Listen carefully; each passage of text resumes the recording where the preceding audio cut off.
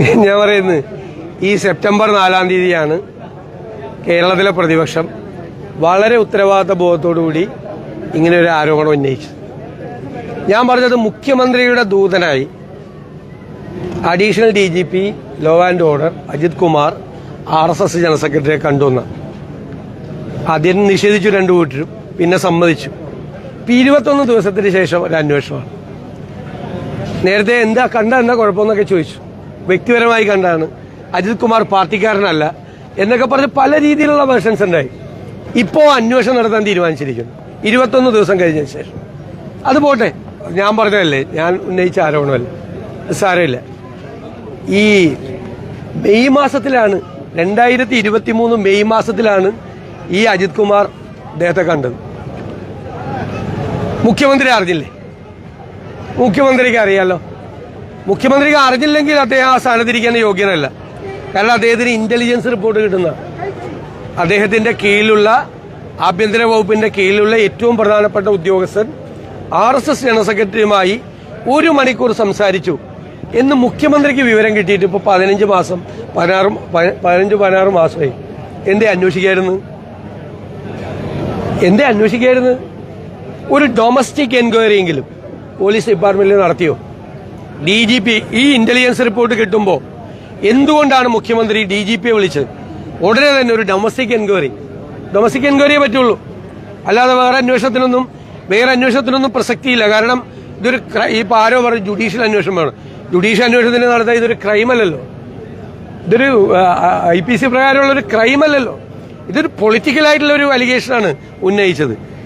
ADGP ഒരു crime ചെയ്തു എന്നല്ല ഞാൻ ഈ വിഷയത്തിൽ പറഞ്ഞത്. മുഖ്യമന്ത്രിയുടെ ദൂതനായി ചെന്ന് കണ്ട് BJPയെ ജയിപ്പിക്കാനുള്ള എല്ലാ സഹായം ചെയ്തുവരെ ഇങ്ങോട്ട് പ്രശ്നമൊന്നും ഉണ്ടാക്കേണ്ടത്. മനസ്സിലായി? വേണമെങ്കിൽ ഒരു ക്രൈം ഉണ്ടാക്കാം. എങ്ങനെ? ഈ കേസ് അന്വേഷണത്തെ സ്വാധീനിക്കാൻ വേണ്ടി സെൻട്രൽ ഏജൻസീസിന്റെ അന്വേഷണത്തെ, അത് ഉദ്യോഗസ്ഥരൊന്നും അല്ല കണ്ടേക്കണം. അപ്പൊ എന്തുകൊണ്ടാണ് അന്വേഷിക്കാതിരുന്നതിന്റെ കാരണം 15 മാസമായിട്ട് അന്വേഷിക്കാതിരുന്നതിന്റെ കാരണവും കഴിഞ്ഞ 21 ദിവസമായിട്ട് അന്വേഷിക്കാതിരുന്നതിന്റെ കാരണം മുഖ്യമന്ത്രിയുടെ ദൂതനായിട്ടാണ് അജിത് കുമാർ പോയത് എന്നത് തന്നെയാണ്. ഒരു സംശയം അക്കാര്യത്തിലില്ല. അപ്പൊ ഈ അന്വേഷണത്തിന് എന്ത് പ്രസക്തിയാണ്? കാരണം ഒരു പ്രതി മുഖ്യമന്ത്രിയാണ്. മുഖ്യമന്ത്രി പറഞ്ഞിട്ടാണ് ഇയാൾ പോയത്. എന്നിട്ട് മുഖ്യമന്ത്രി തന്നെ അന്വേഷണം ഇടുന്നു. അത് പൂരം കലക്കിയത് അജിത് കുമാർ അന്വേഷിച്ച പോലെ തന്നെ. മനസ്സിലായില്ല? പൂരം കലക്കാൻ വേണ്ടിയിട്ട് കൂട്ടുനിന്നത്. ഇപ്പൊ ഞങ്ങൾ എന്താ ആരോപണം ഉന്നയിച്ചത്? ആദ്യം ഞങ്ങൾ പറഞ്ഞു പൂരം കലക്കി BJPയെ ജയിപ്പിക്കാൻ വേണ്ടി. രണ്ടാമത് പറഞ്ഞു ഈ കമ്മീഷണറെ നടപടിയെടുത്തു. അപ്പൊ ഞങ്ങൾ പറഞ്ഞു കമ്മീഷണർ അല്ല പ്രതി, കമ്മീഷണർക്ക് മീതെ ക്രമസമാധാന ചുമതലയുള്ള ADGP പൂരം നടക്കുന്ന ടൗണിൽ ഉണ്ടായിരുന്നു. അത് പറഞ്ഞു ഞങ്ങൾ. ഇതുവരെ നിഷേധിച്ചിട്ടില്ല. ഇതുവരെ ആ കാര്യം ആരും നിഷേധിച്ചിട്ടില്ല. മൂന്നാമതൊരു കാര്യം ഞങ്ങൾ പറഞ്ഞു, സിറ്റി പോലീസ് കമ്മീഷണർ നിരന്തരമായി സാധാരണ എല്ലാ വർഷവും കൊടുക്കുന്ന പോലീസ് മാനേജ്മെന്റിന്റെ ഒരു പ്ലാൻ കൊടുത്തപ്പോൾ ആ പ്ലാൻ വേണ്ട എന്ന് പറഞ്ഞ് അത് വലിച്ചെറിഞ്ഞ് അജിത് കുമാർ ഒരു പുതിയ പ്ലാൻ ഉണ്ടാക്കി. ആ പ്ലാൻ അനുസരിച്ചിട്ടാണ് ഈ പൂരം കലക്കിയത്. അത് പൂരം നടത്താനുള്ള പ്ലാൻ അല്ലായിരുന്നു, പൂരം കലക്കാനുള്ള പ്ലാനായിരുന്നു. പൂരം കലക്കാനുള്ള പോലീസ് പ്ലാൻ അവതരിപ്പിച്ച അജിത് കുമാറിനെ കൊണ്ട് പൂരം കലക്കിയതിനെ കുറിച്ച് അന്വേഷിപ്പിച്ച ആളാ ഈ മുഖ്യമന്ത്രി. മനസ്സിലായില്ലേ? അവിടെ നിന്ന് പൂരം കലക്കാൻ നേതൃത്വം കൊടുത്ത ആള്, അയാളെ കൊണ്ട് പൂരം കലക്കിയതിനെ കുറിച്ച് അന്വേഷിച്ച് കയ്യിൽ റിപ്പോർട്ട് മേടിച്ചു വെച്ചേക്കുവാണ്. അതേ പരിപാടിയാണ് ഇപ്പോ. മുഖ്യമന്ത്രി കൂടി ഇതിനകത്ത് പ്രതിയാണ്. കാരണം മുഖ്യമന്ത്രിയുടെ നിർദ്ദേശാനുസരണമാണ് ADGP Ajith Kumar RSS general സെക്രട്ടറിയെ കണ്ടത്. അപ്പൊ മുഖ്യമന്ത്രി അന്വേഷിച്ചാൽ എന്താ പ്രസക്തി? ഒരു കാര്യമില്ല. ഇത് ജനങ്ങളുടെ കണ്ണിൽ പൊടിയിടാനുള്ള വെറൊരു തന്ത്രം മാത്രം. പ്രഹസനം എന്ന് വെച്ചാൽ പ്രതിരോധത്തിൽ നിൽക്കുകയാണ് കേരളത്തിലെ CPM-ഉം കേരളത്തിലെ ഗവൺമെന്റും. അതിൽ നിന്ന് രക്ഷപ്പെടാൻ വേണ്ടിയിട്ടുള്ള പല മാർഗം. നമ്മൾ വീണയിടത്ത് കിടന്ന് ഉരുളും, ഇല്ലേ? ഇങ്ങനെ ഒരുപാട് പരിപാടി ചെയ്യുമല്ലോ സാധാരണ ജീവിതത്തിൽ. അതുപോലെ വീണയിടത്ത് കിടന്ന് ഉരുളുന്ന ഒരു പരിപാടിയാണിത്. ADGPക്കെതിരെ ഇപ്പോൾ DGP തന്നെ കാരണങ്ങൾ കൃത്യമായിട്ട് അക്കമിട്ട് നിരത്തുന്നു. അതൊരു ആഭ്യന്തര, ഞാനത് വായിച്ചില്ല, ഞാൻ കണ്ടില്ല. വാർത്തകളിൽ വന്നതാണ്. വാർത്തകളിൽ വന്നത് ശരിയാണെങ്കിൽ ഞങ്ങൾ ഉന്നയിച്ച ആരോപണങ്ങളാണ് എല്ലാം. ഒന്ന്, ADGPയുടെ പ്രസൻസ് അവിടെ ഉണ്ടായിരുന്നു. കമ്മീഷണർ ആണെങ്കിൽ കമ്മീഷണർക്ക് ഉത്തരവാദിത്വം, DIG കൂടി ഉണ്ടെങ്കിൽ DIGക്ക് ഉത്തരവാദിത്വം, IG ഉണ്ടെങ്കിൽ IGക്ക് ഉത്തരവാദിത്വം, ADGP ഉണ്ടെങ്കിൽ ADGPക്ക് ഉത്തരവാദിത്വം. അവിടെ അന്ന് ഉണ്ടായിരുന്ന രാവിലെ 11 മണി വരെ ഈ പൂരം കലക്കാൻ വേണ്ടി പോകുമ്പോൾ ഈ ADGP ആ കമ്മീഷൻ ഒന്ന് വിളിച്ചോ? ഇല്ലല്ലോ. അവിടെ പോയോ? ഇത് പരിഹരിക്കാനുള്ള ശ്രമം നടത്തിയോ? വെളുപ്പിന് വരെ ഉണ്ടായിരുന്നല്ലോ. വെളുപ്പിന് ക്യാമ്പിലേക്കാ പോയത്. വെളുപ്പിന് അപ്പൊ പൂരം കലക്കാനുള്ള ദൗത്യമായിട്ടാണ് ചെന്നത്. അല്ല, ഇദ്ദേഹം പറഞ്ഞതിൽ എന്താ അർത്ഥം? ഇദ്ദേഹമാണ് കലക്കാൻ നേതൃത്വം. മുഖ്യമന്ത്രി BJP CPM ബാന്ധവത്തിന്റെ ഭാഗമായി പൂരം കലക്കി. നിങ്ങൾ ആലോചിച്ച് നോക്കൂ, സുനിൽ കുമാർ പോയി അവിടെ നിന്ന്, കെ മുരളീധരൻ പോയി അവിടെ നിന്ന്. അപ്പോൾ പോലീസിന് പോലും വരാൻ പറ്റാത്ത, മന്ത്രിമാർക്ക് പോലും വരാൻ പറ്റാത്ത സ്ഥലത്തേക്ക് സേവാഭാരതിയുടെ വാനിൽ, ആംബുലൻസിൽ മുമ്പിലും പുറയിലും പോലീസായി BJPയുടെ കാൻഡിഡേറ്റ് അവിടെ രക്ഷകനായിട്ട് പ്രത്യക്ഷപ്പെടുകയാണ്. എന്തൊരു നാടകമാണ്! നിങ്ങളിപ്പോ അജിത് കുമാറിന് ഒന്നും ഇത് ചെയ്യണ്ട, ജോലിയിൽ പോയാലും നല്ല നാടക സംവിധായകനായിട്ടും ഒക്കെ ഇങ്ങനെയുള്ള ഈ കലക്കാൻ പരിപാടിയൊക്കെ ആയിട്ട് ഉപയോഗിക്കാൻ പറ്റിയ ഒരാളാണ് അദ്ദേഹം. ഈ സുരേഷ് ഗോപിയുടെ ആംബുലൻസിൽ വരുമ്പോൾ അദ്ദേഹത്തിന്റെ ഒപ്പം ഈ BJPയുടെ തെരഞ്ഞെടുപ്പ് അജണ്ട ചെയ്യുന്ന ഈ വരാഹി ആനലിസ്റ്റിക് പറയുന്ന സ്ട്രാറ്റജിയുടെ അവിടുത്തെ കോർഡിനേറ്റർ ഒപ്പം ഉണ്ടായിരുന്നു എന്നുള്ള ദൃശ്യങ്ങൾ പുറത്തു വന്നിട്ടുണ്ട്. ഇതെല്ലാം നമ്മൾ പറഞ്ഞ കാര്യങ്ങളാണല്ലോ. ഇതൊരു മാസ്റ്റർ പ്ലാനാണ്. ആ മാസ്റ്റർ പ്ലാനിന്റെ തുടക്കമാണ് ഈ പൂരം കലക്കാനുള്ളതല്ല. ഇവിടെ ചിലർ പറഞ്ഞു പൂരം കലക്കാൻ 16 മാസം മുമ്പ് RSS ജനറൽ സെക്രട്ടറിയെ കണ്ടെന്ന് ഞാൻ പറഞ്ഞേക്ക് നിങ്ങളുടെ റെക്കോർഡിലുണ്ട്. ഞാൻ പൂരം കലക്കാനൊന്നും പറഞ്ഞില്ല. പൂരം കലക്കാനല്ല ADGP കണ്ടത്. അദ്ദേഹം പോയി പറഞ്ഞത് നിങ്ങളെ ഇവിടുത്തെ ജയിപ്പിക്കാൻ ഞങ്ങളെ സഹായിക്കാം, ബാക്കി ഞങ്ങളെ ഉപദ്രവിക്കരുതെന്ന് മാത്രമേ പറഞ്ഞിട്ടുള്ളൂ. അതിന്റെ തുടർച്ചയാണ് പിന്നെ അറിയാതെ ഇയാൾ പോയി ഒറ്റയ്ക്ക് കണ്ടു. ഇവര് തമ്മിൽ വല്ല അതിർത്തി തർക്കമോ ബിസിനസ് തർക്കമോ വല്ലതും ഉണ്ടാകുന്ന എനിക്കറിയില്ല. കണ്ടെന്ന് വിചാരിക്കുക വാദത്തിന് വേണ്ടി. പക്ഷെ പിറ്റേ ദിവസം രാവിലെ മുഖ്യമന്ത്രി ഓഫീസിൽ ഇന്റലിജൻസ് റിപ്പോർട്ട് വരുമല്ലോ. എല്ലാ ദിവസവും മുഖ്യമന്ത്രിയുടെ ടേബിളിൽ ഒരു ഇന്റലിജൻസ് റിപ്പോർട്ട് വരും. ആ റിപ്പോർട്ടിൽ ഉണ്ടായിരുന്നു, ഞാൻ പറയുന്നു ആധികാരികമായി ഞാൻ പറയുന്നു, ആ റിപ്പോർട്ടിൽ ഉണ്ടായിരുന്നു. കാരണം തൃശൂർ ജില്ലയിലെ സ്പെഷ്യൽ ബ്രാഞ്ച് ADGP ഇദ്ദേഹത്തെ കണ്ടത് റിപ്പോർട്ട് ചെയ്തിരുന്നു. മുഖ്യമന്ത്രി കണ്ടല്ലോ. മുഖ്യമന്ത്രി മെയ് മാസത്തിൽ തന്നെ ഇന്റലിജൻസ് റിപ്പോർട്ട് കണ്ടു. അപ്പൊ എന്താ നിസ്സാരമായിട്ട് എടുത്തോ? അദ്ദേഹത്തിന്റെ കീഴിലുള്ള ഇത്രയും പ്രധാനപ്പെട്ട ഉദ്യോഗസ്ഥൻ 1 മണിക്കൂർ ചർച്ച നടത്തിയത് മുഖ്യമന്ത്രി നിസ്സാരമായിട്ട് എടുത്തെങ്കിൽ ഉന്നത ഉദ്യോഗസ്ഥൻ, ക്രമസമാധാനം നോക്കുന്ന ഒരു ഉന്നത ഉദ്യോഗസ്ഥൻ ഈ RSS ജനറൽ സെക്രട്ടറിയെ കണ്ടെന്ന് മുഖ്യമന്ത്രി, ഞാനാ പറയുന്നത്, മുഖ്യമന്ത്രി ഇനി വാദത്തിന് വേണ്ടി അറിഞ്ഞില്ല എന്ന് പറഞ്ഞാലും പിറ്റേ ദിവസം രാവിലെ കണ്ടു. ഈ ഇന്റലിജൻസ് റിപ്പോർട്ടിൽ സ്പെഷ്യൽ ബ്രാഞ്ച് റിപ്പോർട്ട് തൃശ്ശൂരിൽ നിന്ന് പോയി അവരുടെ ഇന്റലിജൻസ് ADGP വഴിയാണ് അദ്ദേഹത്തിന്റെ കയ്യിലെത്തുന്നത്.